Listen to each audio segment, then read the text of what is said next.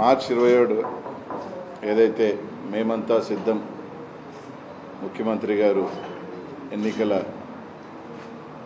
భాగంగా ఏదైతే స్టార్ట్ చేశారో ఈరోజు ఒక ప్రపంచనంగా ఏ ప్రాంతం పోయినా దాదాపు ఈరోజు 7వ రోజు ప్రతిరోజు కూడా లక్షలాది మంది ప్రజలు ఏ విధంగా జగన్మోహన్ రెడ్డి గారి కార్యక్రమాలకు నీరాజనాలు పడుతున్నారు చూస్తూ ఉన్నారు.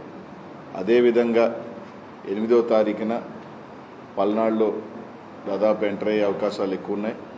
పల్నాడు ప్రజలు కూడా మేమంతా సిద్ధం అని చెప్పి ఎదురు చూస్తూ ఉన్నారు. జగన్మోహన్ రెడ్డి గారి సభని విజయవంతం చేసేదానికి నీరాజనాలు పట్టేదానికి రాబోయే ఎన్నికల్లో 7 నియోజకవర్గాలు పార్లమెంటు కూడా మంచి మెజారిటీతో గెలవబోతూ ఉన్నాం.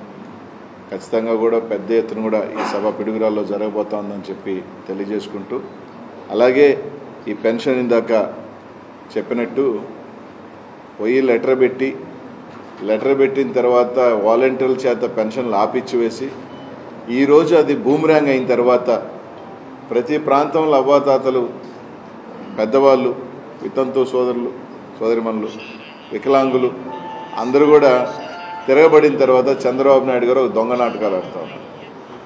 ఏదో రకంగా పెన్షన్లు ఇండి ఇదేదో వైసీపీ చేసిందని చెప్పి మళ్ళీ ఏదో నాటకాలు ఆడుతూ ఉన్నారు.